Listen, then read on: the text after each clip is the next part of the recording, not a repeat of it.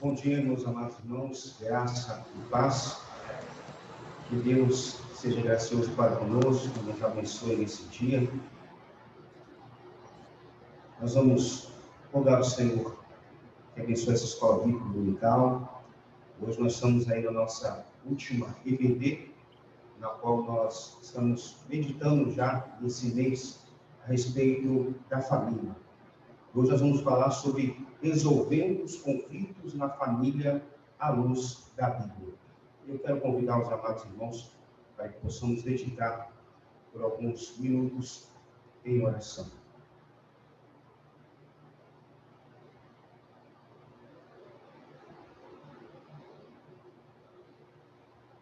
Deus, nós queremos rogar a Tua graça sobre as nossas vidas.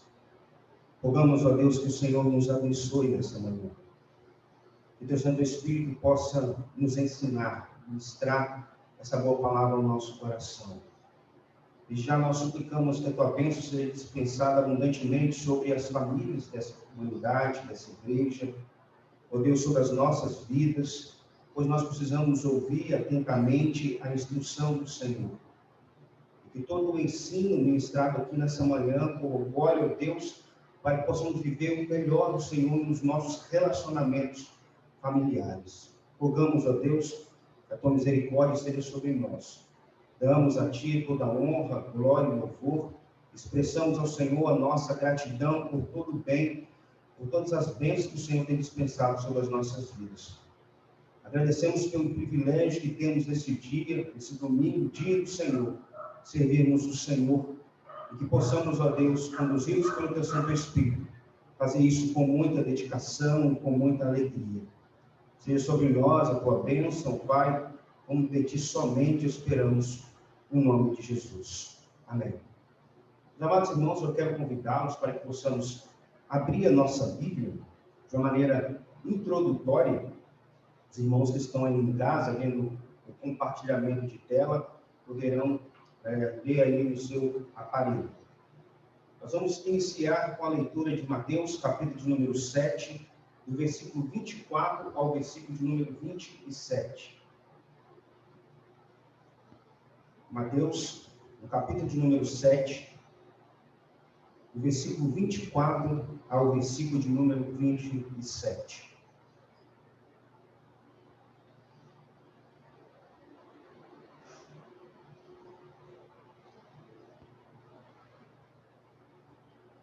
Que nos diz assim: todo aquele, pois, que ouve essas minhas palavras e as pratica, será comparado a um homem prudente que edificou a sua casa sobre a rocha.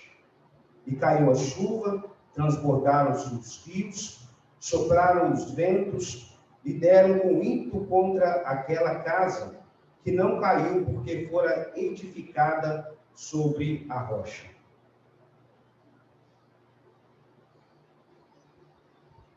Versículo de número 26. E todo aquele que ouve essas minhas palavras e não as pratica, será comparado a um homem insensato que edificou a sua casa sobre a areia, e caiu a chuva, transbordaram os rios, sopraram os ventos, e deram com ímpeto contra aquela casa, e ela desabou, sendo grande a sua ruína. Eu gosto muito desse texto quando nós vamos pensar acerca da família.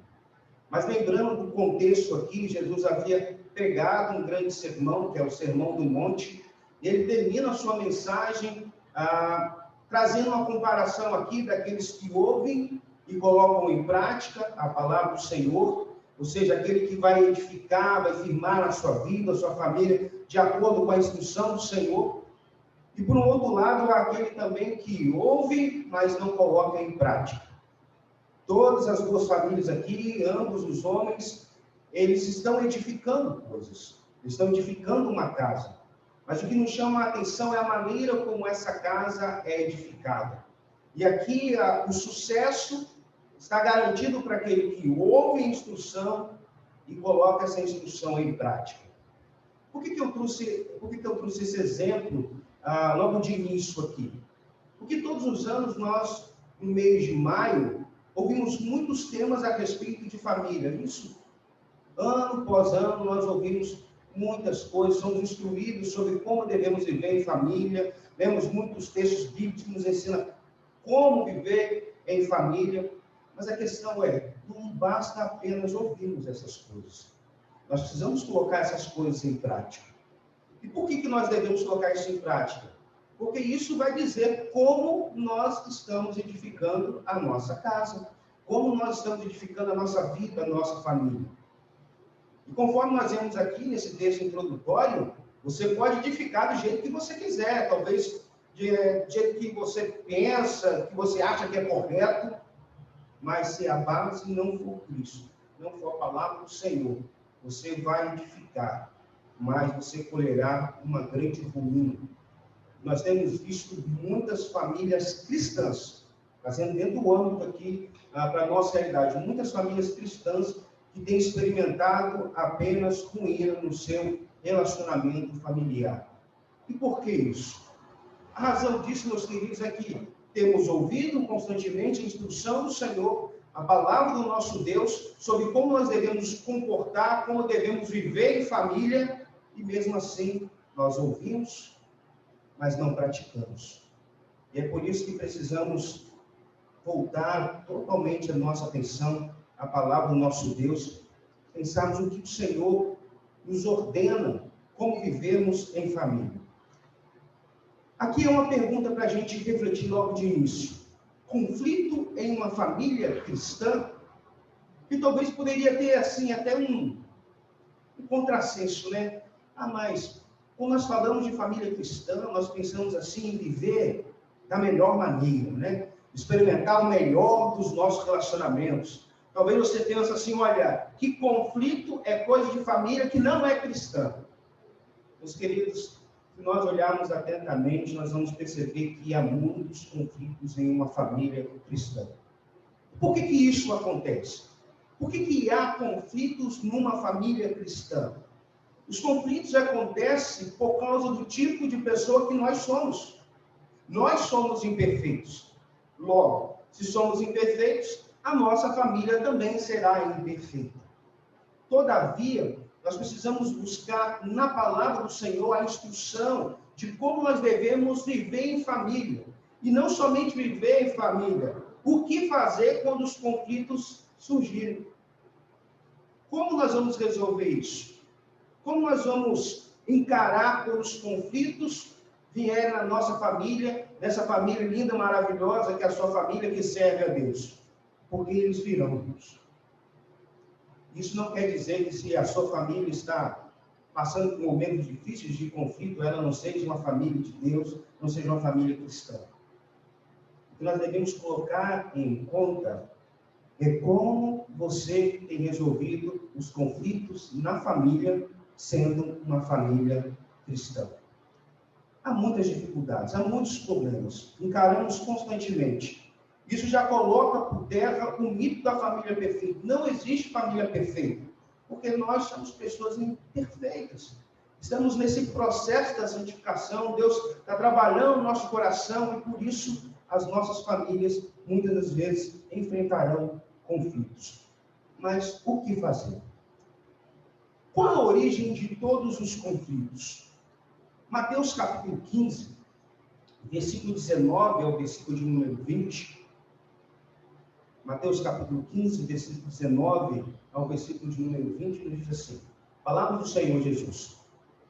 Porque do coração procedem maus desígnios, homicídios, adultérios, prostituição, furtos, falsos testemunhos, blasfêmias. São essas as coisas que contaminam o homem, mas o comer sem lavar as mãos não o contamina. Havia alguns rituais, algumas cerimônias praticadas pelos judeus em que diz respeito à purificação. E eles estavam questionando os discípulos de Jesus porque eles haviam comido sem lavar as mãos. E Jesus vai dizer algo importante para a gente ponderar nessa manhã. O que realmente contamina o homem? Jesus vai dizer aqui que são as coisas que saem do coração do homem. É do coração do homem que procedem os maus desígnios. Tudo que é ruim. E se formos aplicar essas verdades aqui no que diz respeito à família, podemos dizer que todas as coisas que corroboram aí para a instabilidade da família, para brigas na família, para contendas, para os conflitos, tudo isso surge do nosso próprio coração. E é o nosso coração que precisa ser tratado. Então, quando você estiver vendo os conflitos na sua família, saiba que as razões desse conflito é por causa do coração. Do nosso coração, que é pecaminoso. E dele vai proceder coisas que são boas, mas também coisas que são ruins. Um outro texto está lá em Tiago, capítulo de número 4. Tiago, capítulo 4, do versículo 1 ao versículo 3, que nos diz assim: de onde procedem guerras e contendas que há entre vós? De onde? Senão dos prazeres que militam na vossa carne. Cobiçais e nada tendes, matais e invejais e nada podes obter. Viveis a lutar e a fazer guerras. Não tendes porque não pedis, pedis e não recebeis porque pedis mal, para esbanjares em vossos prazeres. Meus irmãos, todas as guerras, pensando isso de uma forma civil, né? Ou até mesmo uma estrutura familiar, todas as guerras, todas as contendas, todas as problemáticas que nós vivemos em família, todos os nossos conflitos, provém de uma só fonte, da nossa carne, do nosso coração, que precisa ser tratado, que precisa ser moldado pelo Senhor. Foi-nos dado já, pela graça, um novo coração, que agora tem uma disposição em ouvir e servir a Deus. Entretanto, nós ainda estamos dentro de um processo chamado santificação.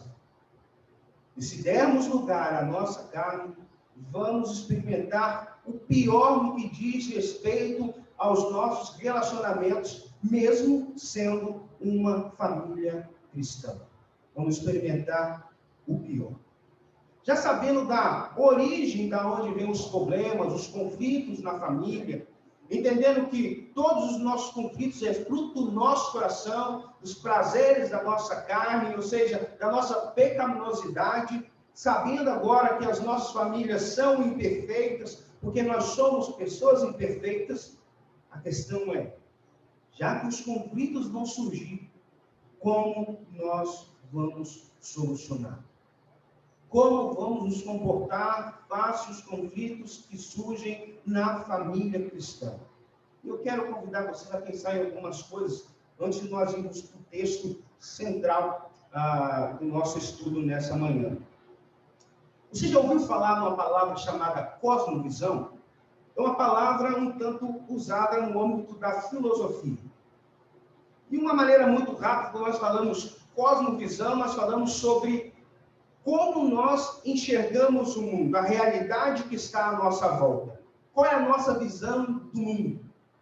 Mas quando nós trazemos essa palavra filosófica e pensamos dentro de uma estrutura cristã, e hoje é muito comum você encontrar fóruns, debates, muitos artigos sendo escritos sobre isso, sobre cosmovisão cristã, a ideia, irmão, é como nós interpretamos as coisas que estão à nossa volta por meio de uma ótica cristã.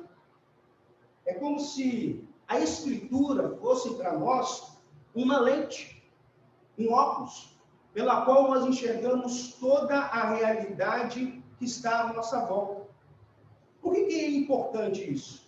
Nós falamos constantemente, ensinamos a respeito de um dos grandes brados da reforma protestante, que é o sola escritura, ou seja, somente a Escritura. E quando nós falamos somente a Escritura, nós pensamos que a Bíblia é para nós um manual de regra, de prática, de vida, de conduta. E muito mais do que isso, a Escritura é para nós como um óculos, como uma lente, na qual nós interpretamos e enxergamos toda a realidade que está à nossa volta. Por que é importante pensarmos isso? Que quando os conflitos vierem, nós precisamos pensar assim: como nós vamos enxergar esse conflito? Como nós vamos solucionar? mas a ótica que precisa ser utilizada, a visão adequada para nós, precisa ser uma visão cristã das coisas. Tente imaginar uma cena aí na sua mente. Um conflito familiar, de um lado, uma família cristã resolvendo o mesmo conflito, e de outro lado, uma família não cristã resolvendo o conflito. Pensou nisso aí? Então, a única coisa que vai fazer a diferença é a visão cristã. Ambas as famílias têm conflitos. Ambas precisam solucionar. Mas a maneira como você vai solucionar o conflito é que vai dizer realmente como você tem interpretado toda a realidade que está à sua volta. Então, quando houver conflitos em uma família que se diz cristã, a maneira correta de lidar com esses conflitos precisa ser à luz da Escritura. Não é em conformidade com os valores do mundo, com os valores da sociedade, ou aquilo que os conceitos filosóficos podem nos ensinar a respeito, ou sociológicos a respeito da família. Não. Nós precisamos ser orientados, guiados, de tal maneira que quando nós vamos solucionar os problemas na família, nós vamos solucionar à luz do que Deus quer, do que o Senhor requer para a nossa vida. Lembra-se do texto inicial, Mateus capítulo 7? Como você vai edificar a sua família? Como você vai edificar a sua casa? Você pode edificar, solucionar o problema, o conflito ali, de acordo com vier a te parecer melhor. Mas, se o conceito não for o conceito, o mandamento de Deus, você vai edificar e daqui a pouco você vai estar vivendo um novo conflito. E cada vez os conflitos tendem a se ampliar, até chegar um momento onde há dissolução da família, porque não conseguem mais lidar ou solucionar os conflitos que aparecem. Vamos pensar em outra cena? Imagine que nós temos aqui, do lado esquerdo um casal, do lado direito um outro casal, um casal cristão e um casal não cristão. E vem a dificuldade do relacionamento do casal ali. Como um casal que é cristão vai solucionar o problema? Ele precisa olhar à luz da Escritura. Como resolver? Como solucionar? Por outro lado, um casal que não serve a Deus, não é temente ao Senhor, não tem a Escritura como princípio, regulamentado a sua vida, quando vier o problema, a dificuldade no casamento, eles vão resolver como? Talvez à luz do divórcio, da agressão física, verbal, e por aí vai. Talvez uma visão muito egoísta de ser dentro de um relacionamento. Olha, já que eu casei para ser feliz, se nós não estamos vivendo bem, cada um vai para o seu canto e vamos tocar a vida. Só que, dentro de uma visão cristã, não é assim que nós solucionamos os conflitos num casamento. Nós precisamos voltar a nossa atenção para a Bíblia, para a Escritura, e por meio dela buscarmos orientação de Deus sobre como nós vamos resolver os conflitos. Meu querido, todos os anos nós temos esse lema e nós falamos isso para as pessoas, que família é um projeto de Deus. E é verdade, é um projeto de Deus. E sendo um projeto de Deus, Deus na sua palavra deixou ali tudo certinho, a maneira como a família deve viver.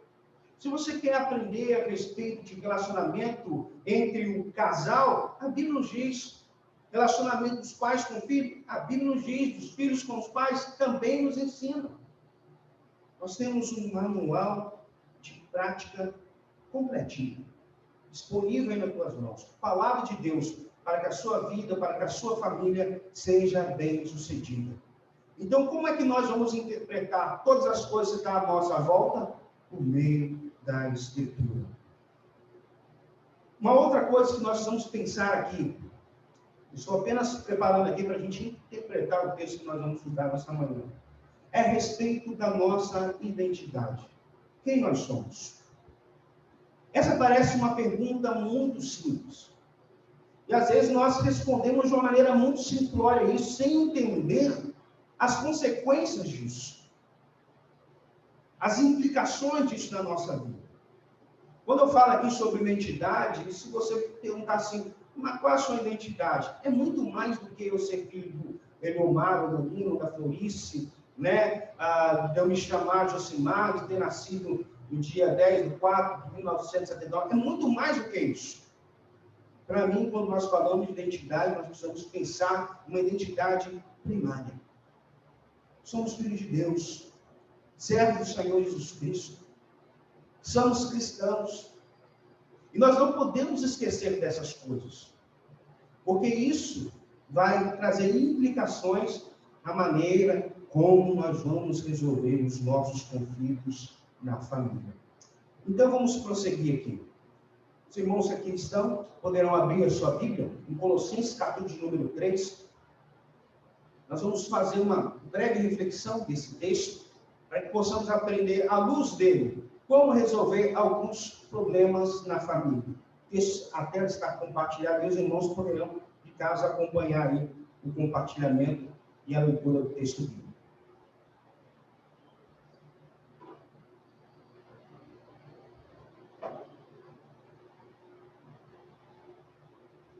Colossenses capítulo 3,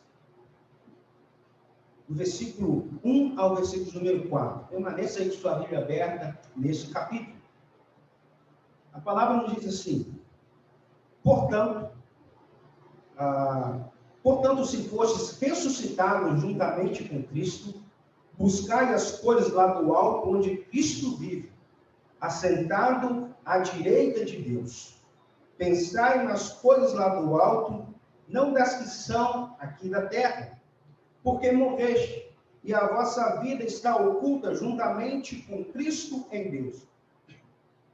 Quando Cristo, que é a nossa vida, se manifestar, então vós também sereis manifestados com Ele em glória.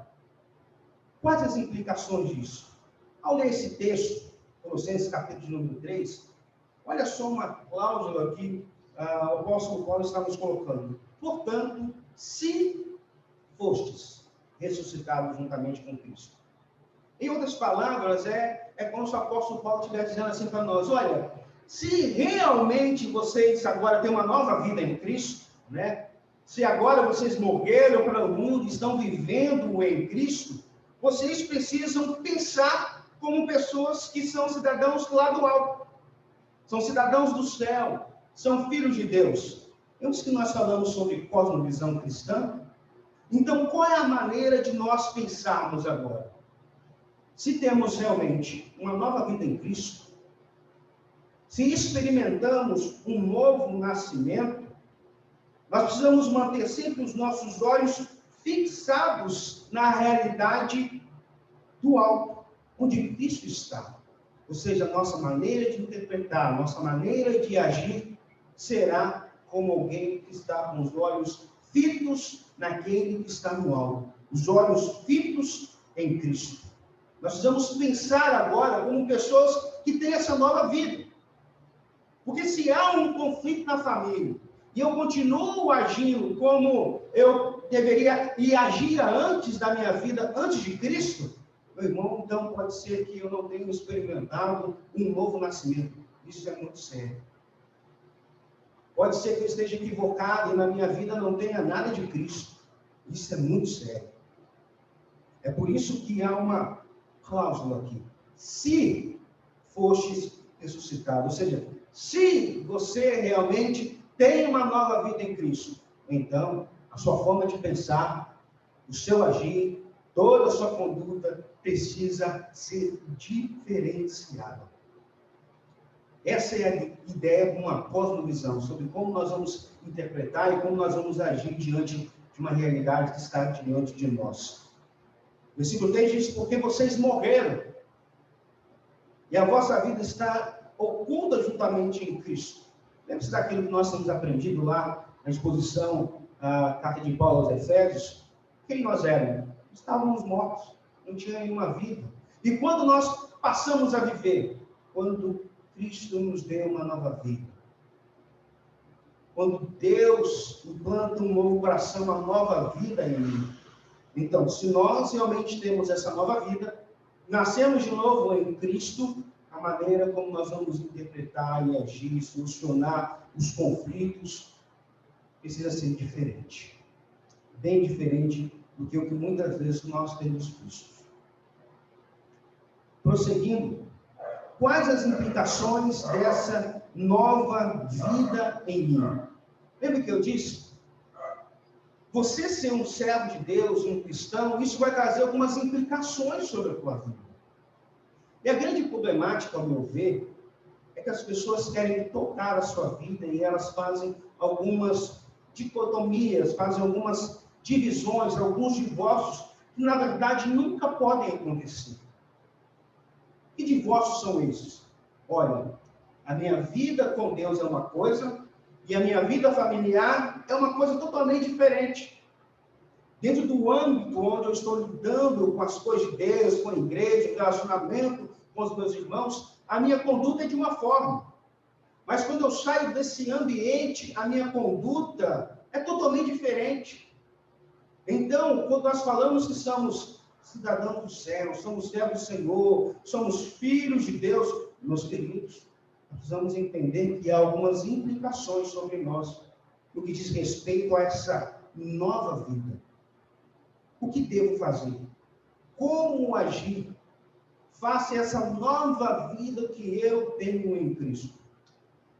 Eu gosto muito de trabalhar quando eu falo sobre família, no capítulo número 3, porque o apóstolo Paulo, de uma forma realmente inspirada pelo Espírito Santo, ele vai fazer aqui uma progressão de ideias.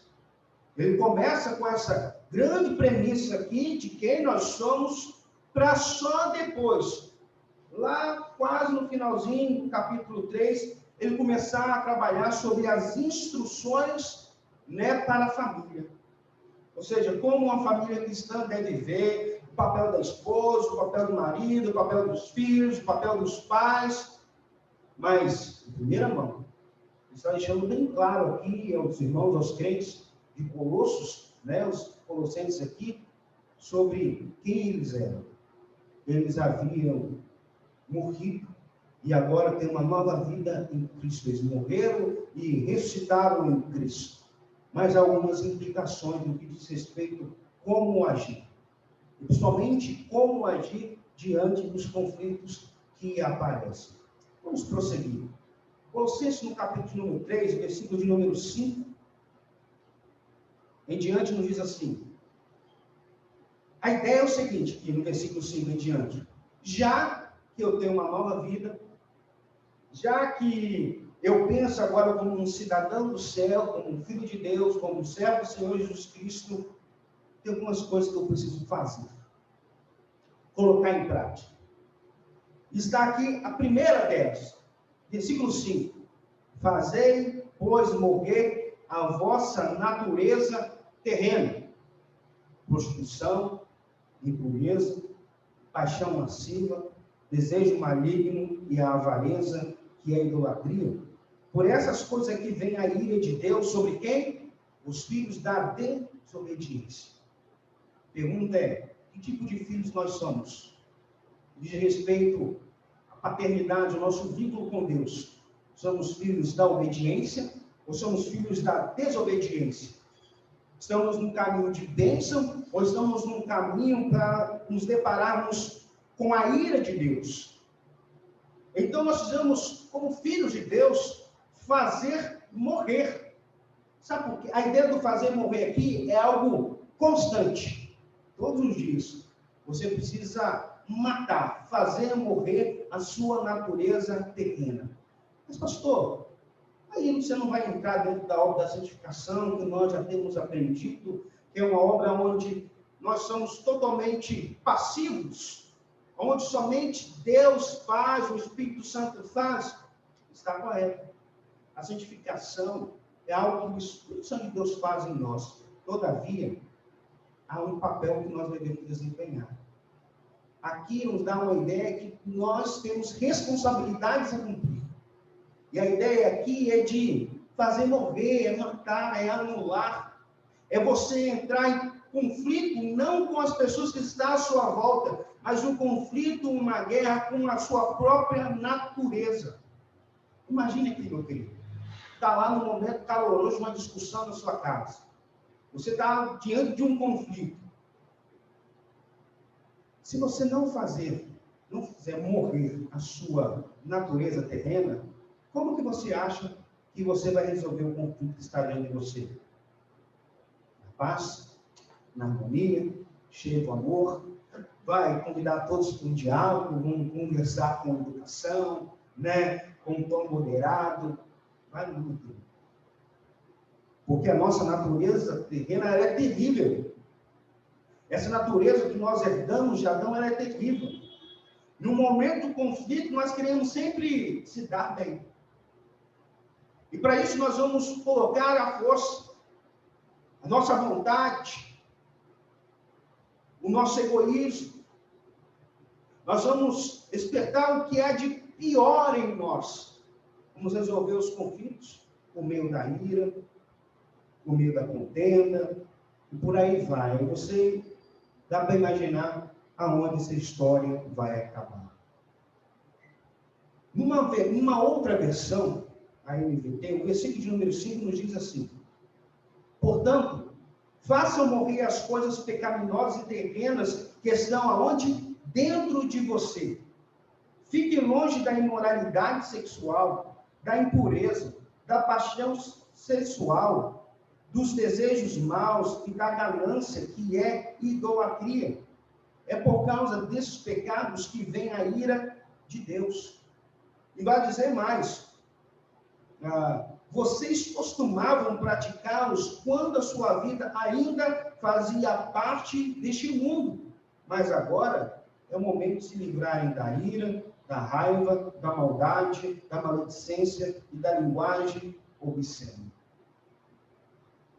A forma de agir de uma maneira natural, na nossa natureza terrena, movida a essas coisas ruins, prostituição, impureza, paixão lasciva, esse desejo maligno de fazer o mal, de matar, literalmente matar, isso faz parte de uma natureza antiga nossa, mas que ainda não foi aniquilada por completo.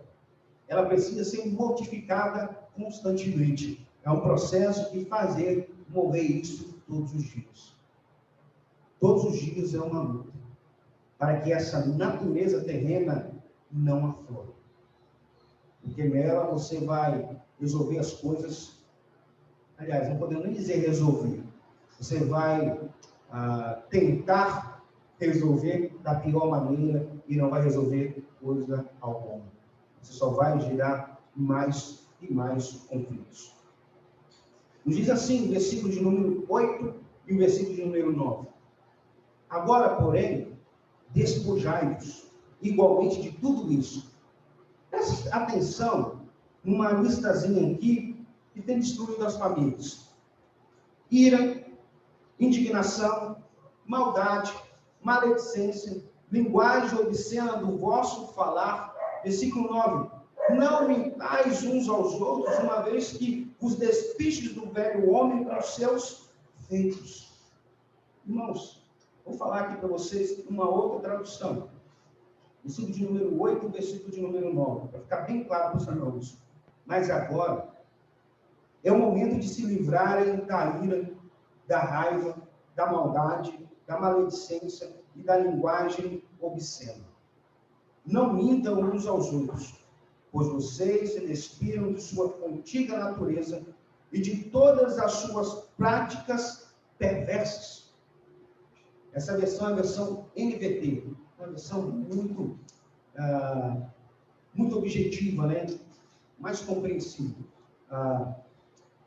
Agora nós devemos resolver os conflitos de uma forma diferente. Nós precisamos despojar. E essa palavra despojar, ela tem o sentido de como você estivesse arrancando fora uma roupa suja. O revestir é você colocar uma nova vestimenta. Nós vamos falar sobre isso. E o despojar aqui é arrancar uma roupa suja.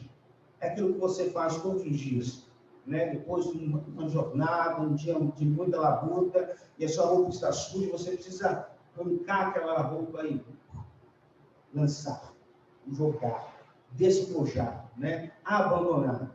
E nós precisamos fazer isso não no que diz respeito à nossa roupa, mas a sentimentos terrenos, terríveis, que estão dentro do nosso coração, que fazem parte da nossa natureza terrena. Ira. Nós falamos sobre ira. Eu sempre levo a igreja a pensar sobre isso. A Bíblia diz assim: irai-vos e não pequeis. Mas a grande dificuldade de nós é como nós vamos irar sem pecar. Então é melhor a gente nem ficar irado, irmãos. Porque a nossa ira nunca é uma ira santa. Nunca é uma ira isenta, né, imune de uma boa calibragem de egoísmo, de maldade do nosso coração. O único que ira de uma maneira santa é Deus, irmãos. Para a gente, isso na nossa natureza é quase algo impossível. Você irá sem pecar. A nossa ira sempre vai conduzir aquilo que é de pior dentro do relacionamento familiar. Quando a gente fala sobre conflitos dentro de uma família, vamos pensar no momento que nós estamos vivendo. Ainda por mais que as coisas tenham ficado mais ou menos, né? Não nós chegamos nem uns 50%.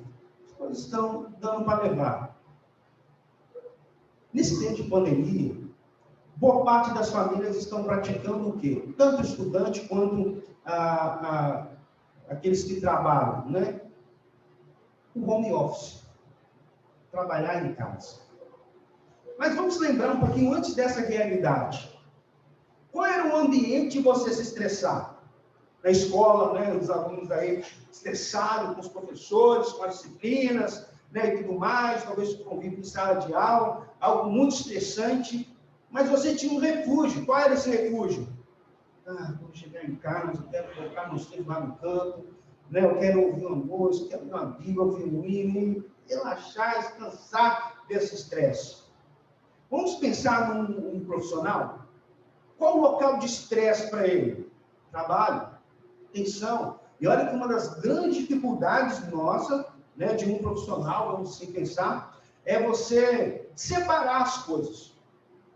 Trabalho, as coisas do trabalho e o seu ambiente familiar, o ambiente familiar. Porque muitas vezes a gente faz uma bagunça, né? Nós fazemos os problemas do trabalho para onde? Para casa. E se o trabalho é um lugar de estresse para você, você vai se estressar onde? Em casa. E o seu ambiente onde você vive vai ficar o quê? Um ambiente totalmente saturado e estressado. Imagine, irmãos, você colocar dentro de um quarto, de um ambiente pequeno. Vamos pensar numa casa, vamos pegar um pouquinho, dentro de uma casa, um ambiente onde todo mundo está estressado. Já imaginou o que isso vai dar? Basta apenas olharmos um para o outro e dizer assim: o que você está me carregando? E aí começar um grande problema dentro da família, um grande conflito.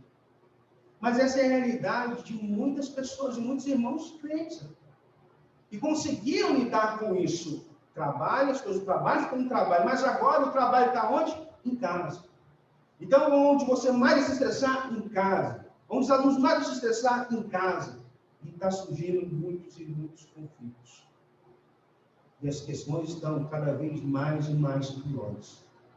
Basta olharmos aí as matérias noticiadas, a gente vai ver o quanto aumentou a violência dentro do seio familiar. Sabe por quê?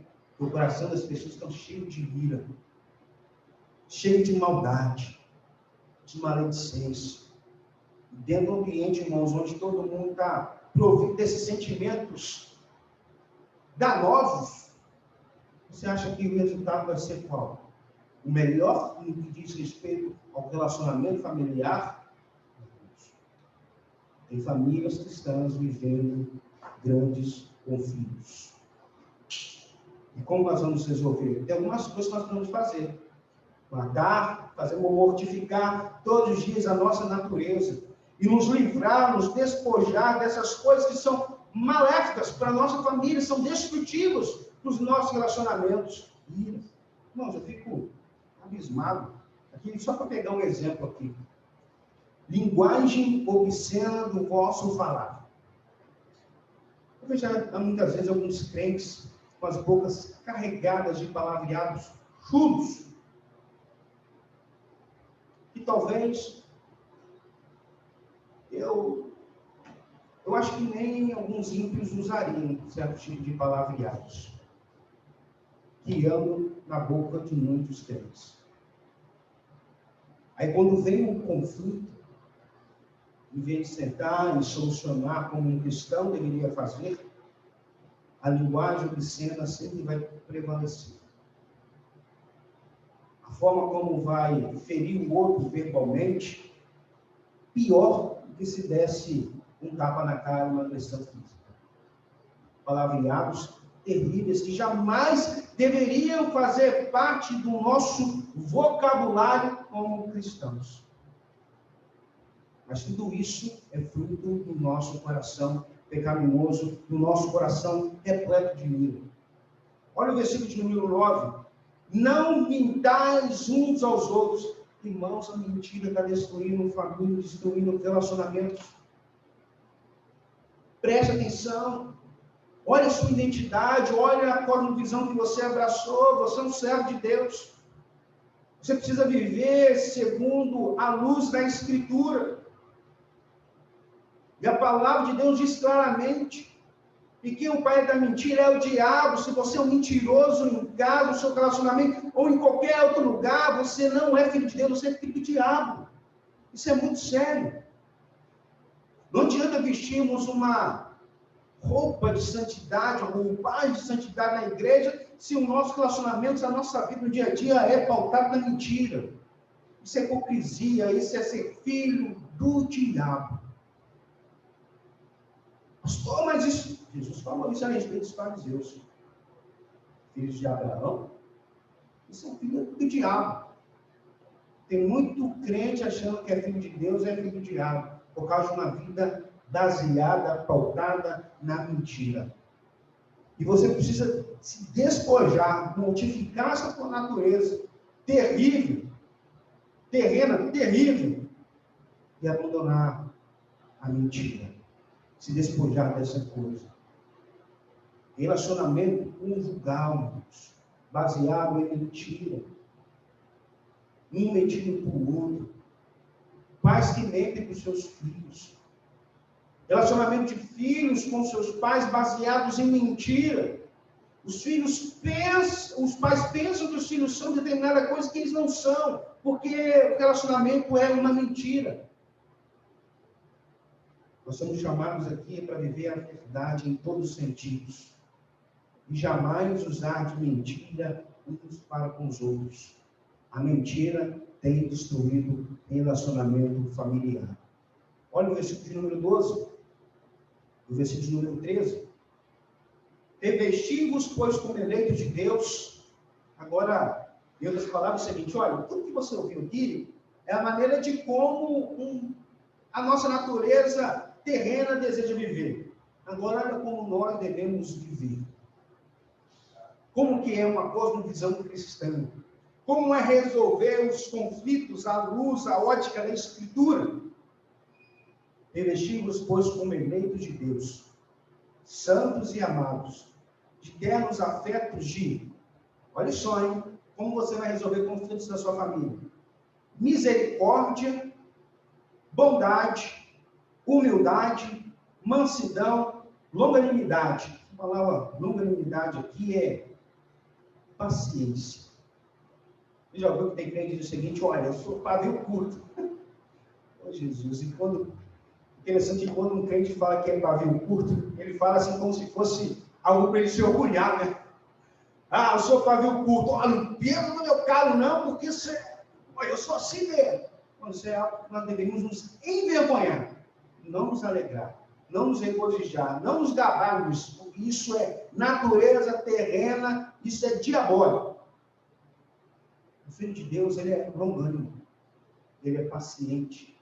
Porque todas essas virtudes aqui só nos é possível por causa do Espírito de Deus que habita em nós. Você quer um exemplo de maior paciência do que o nosso Deus? Se você fizer a seguinte pergunta assim, Deus, o quanto que o Senhor é paciente comigo?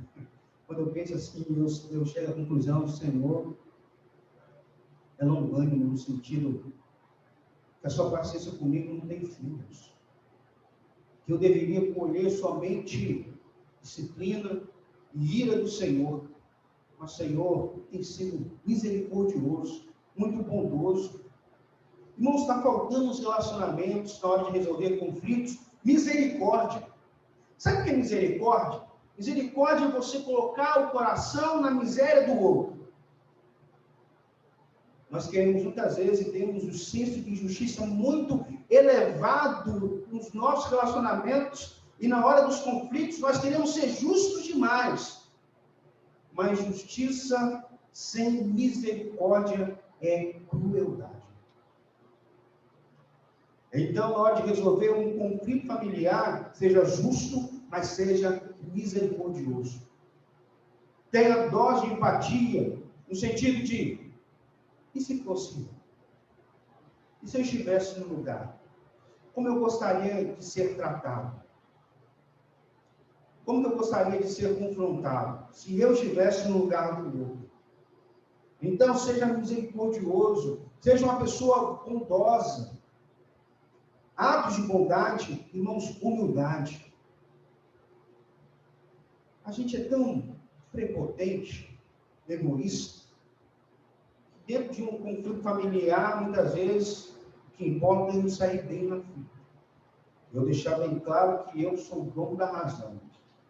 Uma pessoa que não é humilde, dentro de um conflito familiar, jamais vai ouvir o outro. Ele sempre é o Senhor, dono da verdade, dono da razão, e tudo tem que ser do jeito que ele quer. Mas uma pessoa humilde, ela entende que o outro é maior do que ela. E ela, pelo menos, tem a sensibilidade de ouvir antes de falar. Não é aquele que somente na relação quer falar. Vou ler o versículo 12 para você, numa outra versão, para ficar bem tranquilo o seu entendimento, muito fácil o seu entendimento. O versículo 12 nos diz assim: visto que Deus os escolheu para ser seu povo santo e amado, revistam-se de compaixão, bondade, humildade, mansidão e paciência. Sejam compreensíveis, sejam compreensivos uns com os outros. Olha o versículo 13. Suportai-vos uns aos outros. A ideia do suportar aqui é de uma compreensão. Seja compreensível com o outro. Perdoai-vos mutuamente. Nós vamos falar muito sobre perdão hoje à noite no culto. Então se prepare. Você que está relacionamento quebrado aí. Perdoai-vos mutuamente caso alguém tenha motivo de queixa contra o outro. Pense comigo.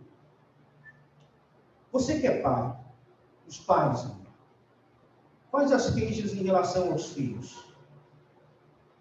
Se o relacionamento está quebrado, corrompido, só tem uma forma. Enfrentar o problema, liberar perdão. O relacionamento conjugal, a mesma coisa. Seja compreensível, a queixa contra o outro, perdão, perdoe. Porque se não há perdão numa família, meu querido, essa ideia de restauração familiar vai por água abaixo. Não tem como solucionar conflitos na família se não houver disposição para perdoar. E a razão é muito óbvia aqui no texto. Diz assim, olha, caso alguém tenha motivo de queixa ou de reclamação, né? Numa palavreada aí mais jogar, talvez é do meu tempo, né? Caso você tenha bronca com o outro na família, perdoe. Assim como o Senhor vos perdoou, assim também perdoai vós. Meus queridos, nada está sendo exigido de nós que Deus não tenha demonstrado com exemplos práticos, claros. Talvez você vá olhar assim, mas meu filho aprontou, minha filha aprontou, não dá para perdoar, não. Olha o que o meu marido aprontou, não dá para perdoar, o que minha esposa fez comigo, não dá para perdoar, meu querido. Pense assim no termo do seu relacionamento com Deus, do seu pecado, da sua mazela, das coisas terríveis que você já fez na vida, ao qual Deus te perdoou. Não deveria você perdoar também da mesma forma? Eu gosto muito quando eu penso sobre perdão, pensar sobre aquela passagem no qual eles levam uma mulher que foi pega em flagrante delito, né? Havia cometido adultério, eles vão arrastar essa mulher pelas ruas afora e vão lançá-la aos pés de Jesus. A ideia ali era pegar Jesus em alguma falta. Então eles vão dizer, olha, a lei dizia que essa mulher deve ser apedrejada e morta, porque ela foi uma adulta. Irmãos, estava diante daquela mulher adúltera, o único que não tinha pecado. O único que tinha direito de julgá-la, apedrejá-la, condená-la. Mas como que Jesus lidou com a situação? Ele levou todos a colocar a mão na própria consciência. Quem não tem pecado, não tira a primeira pedra. Isso dentro do relacionamento, a gente sempre pensa o seguinte, olha, meu filho errou, eu já fui um filho que também errei muito com meus pais. Minha esposa errou, mas eu também já errei. O marido errou, mas também a esposa já errou. Que nós somos imperfeitos. É por isso que deve haver o perdão. E a nossa medida de perdão aqui, irmãos, é um perdão que não tem nem como medirmos, mensurarmos. Sabe por quê? Porque precisa ser comparado com o perdão de Deus para conosco. Tem como você mensurar o perdão de Deus? Colocar numa balança os seus pecados no perdão de Deus? Meu querido, o Senhor nos perdoou e a gente sabe o preço desse perdão. Jesus Cristo, cravado em uma cruz. Esse foi o preço do perdão. E eu te digo para você, meu querido membro da família, marido, esposa, filhos, pais, até onde está indo a disposição de vocês em perdoar? Anda curto demais? Então você não entendeu a dimensão do perdão de Deus para com a sua vida. Então, quando houver um conflito familiar, esteja disposto a perdoar. Porque uma boa medida de perdão já foi te dada em Cristo Jesus. Porque você é um transgressor. Esse nos diz, versículo 14. Acima de tudo isto, porém, esteja o amor, que é o vínculo da perfeição. Seja a paz de Cristo o árbitro em vosso coração, ao qual também foste chamados em um só corpo, e sede agradecidos. Mais uma vez eu leio para vocês em outra versão, versículo 14. Acima de tudo, revistam-se do amor, que une todos nós em perfeita harmonia. Permitam que a paz de Cristo governe o seu coração, pois como membros do mesmo corpo, vocês são chamados a viver em paz e sejam sempre agradecidos. Como que eu vou resolver, pastor, os conflitos na minha família? Quando eles aparecerem, o que eu devo fazer? O que deve estar acima de tudo precisa ser o amor. A base dos nossos relacionamentos. Por quê? Porque somos cristãos e o nosso Deus é o quê? Deus é amor. Aqueles que são nascidos de Deus vivem uma relação de amor em todos os sentidos. Acima de tudo isso, porém, esteja o amor, que é o vínculo da perfeição. Seja a paz de Cristo. A paz de Cristo aqui, dentro de um conflito familiar, funciona como um juiz que apita ali todas as coisas na partida. Hoje a gente tem alguns juízes corruptos aí nas partidas que a gente vê de futebol, né? Que vai ter dedo de um lado. Mas o sentido aqui é de que o árbitro é aquele que toma as decisões, que vai colocar a ordem na partida. Sabe o que deve solucionar, ou sentido de conduzir todo o conflito familiar, à luz do texto aqui? A paz de Cristo. Agora a gente pensa em paz de Cristo somente no sentido, vamos até colocar aqui, no sentido emocional da coisa. E quando a gente fala em paz, em crente, a maioria das vezes pode transmitir para ele somente aquele sentimento de aquela sensação maravilhosa, aquela sensação gostosa de tranquilidade que invade tua alma, teu coração. Tem esse sentimento também, irmãos. Mas paz também tem outro sentido, e é um sentido relacional. Paz tem o sentido de botar fim à contenda, à guerra, ao conflito. É assim que os nossos relacionamentos devem ser conduzidos. Quando houver o conflito, aonde a situação deve caminhar, irmãos? Qual o sentido? Da paz. Paz no sentido de espírito, paz no sentido a colocar fim à guerra, à contenda, paz no sentido relacional, onde agora há uma harmonia entre as partes. É assim que os nossos relacionamentos devem ser conduzidos. E a pergunta é assim que as famílias cristãs têm vivido?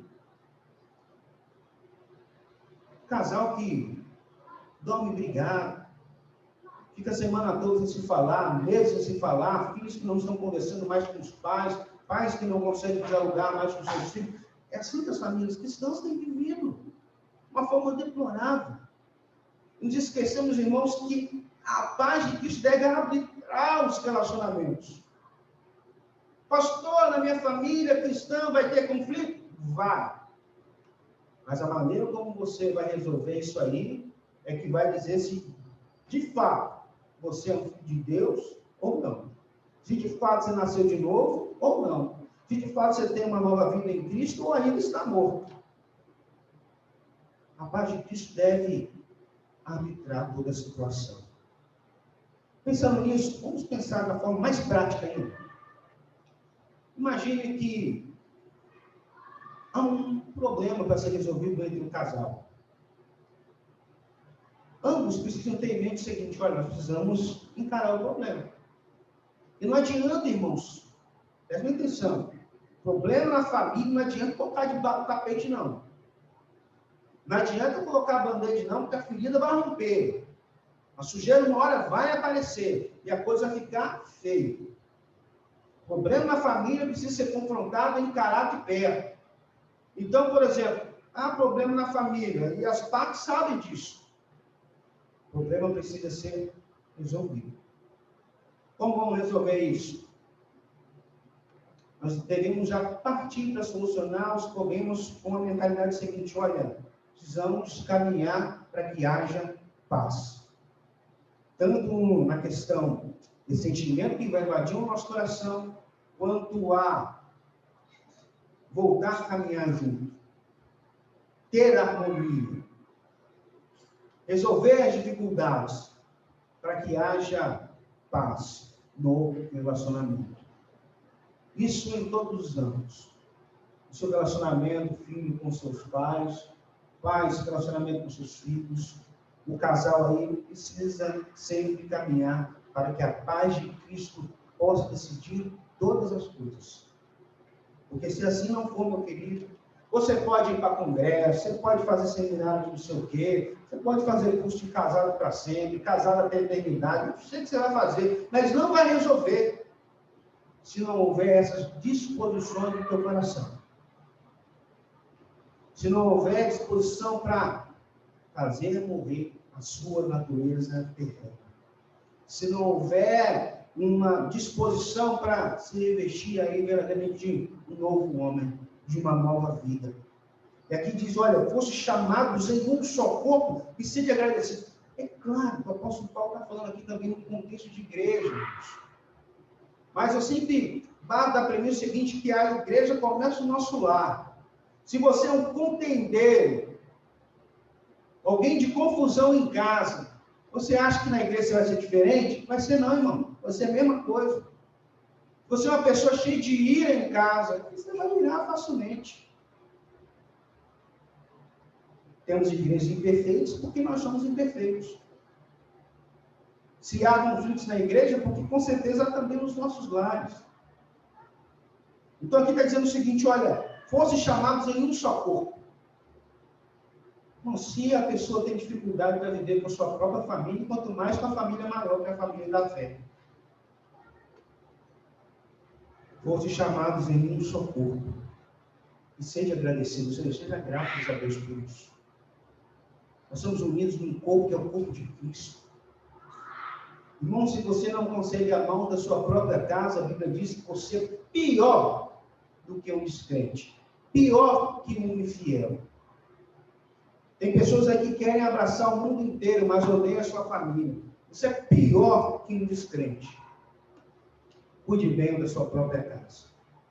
Senão, jamais você estará apto para cuidar da família maior que a família de Deus. Viver no ciclo que é a família maior que a família da fé. Para terminarmos, irmãos, pensando em como resolver os nossos conflitos. Versículo 16 diz assim: habite ricamente em vós a palavra de Cristo. Ou seja, a palavra de Deus precisa ser abundante na tua vida, no seu relacionamento, na sua família. Instruídos e aconselhados mutuamente em toda sabedoria. Imagine só você, família, no momento de conflito, como vai solucionar? Nós precisamos o quê?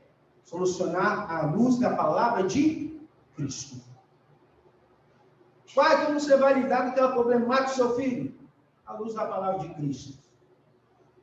Filho, como é que você vai resolver essa demanda aí dos seus pais? À luz da palavra de Cristo. Você é casado, como que você vai solucionar o problema aí no relacionamento? À luz da palavra de Cristo. Vocês precisam se instruir, aconselhar. Isso aqui deve permear todo o relacionamento familiar. Então, olha que ambiente gostoso. Louvando a Deus com salmos, hinos e canto espiritual com gratidão em vosso coração. E tudo que fizeres, pense bem, família, versículo 17. E tudo que fizeres, seja em palavra, seja em ação, fazei em nome do Senhor Jesus, dando por ele graças a Deus Pai. Sabe por que você precisa ser um filho em excelência? Um excelente pai, um excelente marido, uma excelente esposa, porque tudo que você está fazendo para o Senhor Jesus. É por isso que nós somos chamados para viver de uma forma excelente no nosso relacionamento familiar. Quando os conflitos vierem, meu querido, resolva isso à luz da Escritura. Porque assim você estará fazendo para o seu Senhor, o Senhor Jesus a qual você serve. E em todas as coisas, dando sempre graças a Deus Pai. E eu quero terminar aqui com uma pergunta para os irmãos, para você ficar matutando isso o dia inteiro. Colocar ou não esses ensinamentos em prática? Eis aí a questão que você vai ter que responder. Vamos lembrar do texto inicial, como a sua casa está sendo edificada. Ou melhor, como você quer edificar a sua casa. Lembre-se disso. Lembre-se disso na hora que você for resolver o seu conflito familiar. Eu quero então terminar conduzindo os irmãos em oração. Feche teus olhos. Eu pergunto para você, meu querido, como está a sua família? Você está em meio a algum conflito? É hora de encarar e resolver à luz da Escritura. Irmãos, a orientação de Deus em sua palavra para a família, ela é inesgotável. Você pode percorrer a Escritura por completo, você vai encontrar inúmeras instruções de Deus sobre como resolver os conflitos na família. A minha oração é que Deus te dê disposição para isso. Para que você possa mergulhar na Escritura e buscar a orientação de Deus para solucionar o seu conflito familiar. Que Deus nos ajude. Oremos. Pai, nós sabemos que as nossas famílias são imperfeitas. Porque nós somos. Bem sabemos que os conflitos que acontecem na família é por causa do tipo de pessoa que nós somos. Rogamos a Deus que o Teu Santo Espírito possa nos santificar. a fim de nos dar um coração realmente disposto a obedecermos a tua palavra. Ó Deus, há tantas coisas que em nós precisa ser mudado, transformado. Ainda assim, queremos tão somente mudar e transformar a vida das pessoas. Nos livre, ó Deus, dessa hipocrisia. Rogo, Deus, pelas famílias que aqui estão presentes, meus irmãos que estão nos seus lares. Ajuda-nos, ó Deus, para que em meio aos conflitos, quando eles vierem, quando nos depararmos com eles, ó Deus, impulsione o nosso coração, para que possamos caminhar sempre em direção à paz de Cristo. Que a tua bênção seja abundante sobre as famílias. Dê sabedoria aos cônjuges, ó Deus, sobre como se relacionar, como tratar um outro. Dê sabedoria aos filhos, sobre como devem honrar os seus pais. Dê sabedoria, ó Deus, os pais, sobre como amar os seus filhos, conduzi-los à disciplina do Senhor e jamais provocar a ira dos seus filhos. Dê sabedoria aos pais, para que eles sejam exemplos de vida para os seus filhos. Dê sabedoria a nós, como membros de uma família maior, a família da fé. Que também na nossa igreja as coisas de Deus possam caminhar e que a paz de Cristo possa habitar sempre no nosso relacionamento como irmãos em Cristo. Ó Deus, nós queremos edificar a nossa casa sobre a rocha, que é o Senhor, que é a tua palavra. Não queremos, ó Deus, ser conduzidos pela ótica, pela visão do mundo, mas queremos ser conduzidos não somente pela tua santa e maravilhosa palavra, instrução do Senhor, sabedoria do Senhor para a nossa vida. Ajuda-nos. Que a tua bênção seja dispensada abundantemente sobre todas as famílias. Nós assim clamamos e agradecemos. Em nome de Jesus, nosso Senhor. Amém. Meus queridos, eu quero agradecer a participação dos meus irmãos aqui estão. Os nossos irmãos que estão participando no Zoom, né? Tem vários irmãos aqui, tem mais de 20 irmãos participando. A nossa gratidão a todos. Abraço apenas a todos os irmãos, tenha um domingo feliz, abençoador. Fique inteirado, né, das programações da sua igreja, está aí no boletim informativo. E hoje, às 18 horas, se o Senhor assim nos permitir, nós estaremos aqui reunidos para cultuar o Senhor, adorar o nosso Senhor em espírito e verdade. Não se esqueça de orar pelos irmãos que estão lidando com muitas dificuldades. Né? Temos o irmão Alex, que se encontra internado, o pai do nosso irmão Lucas. Vamos orar para que Deus possa nos dar abundante graça. Vamos continuar orando aí pela recuperação do pastor Wilder. Vamos orar para os nossos irmãos que estão, nesse momento, vivendo as aflições da vida. Deus seja abençoador, como sempre foi, gracioso, como sempre foi conosco. Dia feliz, abençoador para todos nós, em nome de Jesus. Amém.